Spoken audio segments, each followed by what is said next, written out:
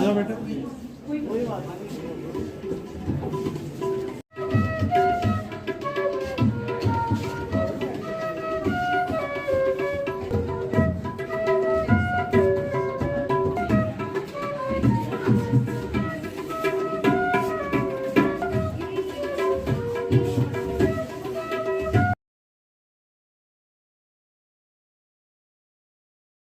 And institutional than personal.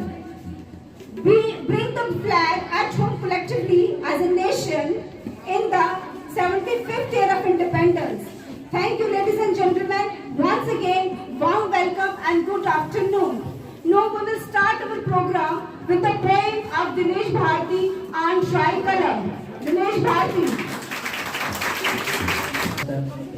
Vice Principal Sir, staff members, dignitaries and all my dear friends. I am Dinesh Bharti from GDC Samba. Today I represent a poem on tricolor. तो poetry का जो शिष्य है वो है हमारा तिरंगा हमारी शान। कि भारत की शान है तिरंगा, शान है तिरंगा, वीरों का स्वाभिमान है, रंग का मेल है जिसमें केसरिया सी और सत्य का सत्य। इनिशिएटिव है कि जो हमारी आज़ादी के 75 सालगिरह को मनाने जा रहे हैं।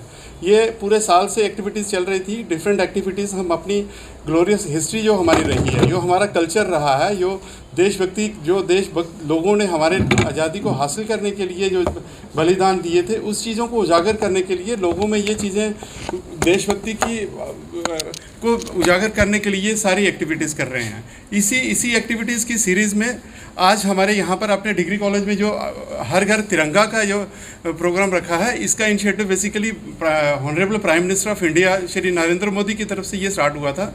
इसका मेन मकसद ये था कि हम हर एक घर में, हर एक संस्थान पे, हर एक ऑफिस, पब्लिक और गवर्नमेंट जहाँ पर भी है, वहाँ पर हम अपने तिरंगे को लहरा सकें। और ये इनिशिएटिव हमारे डिस्ट्रिक्ट एडमिनिस्ट्रेशन की तरफ से, जैसे पूरी कंट्री में इस चीज़ को लेके हर घर, हर जगह झंडा फहराने का ये फंक्शन जो करना है, उस चीज़ के लिए आज डिस्ट्रिक्ट एडमिनिस्ट्रेशन भी आपके साथ ही इस प्रोग्राम को आगे बढ़ाने के यहाँ शुरुआत कर रही है।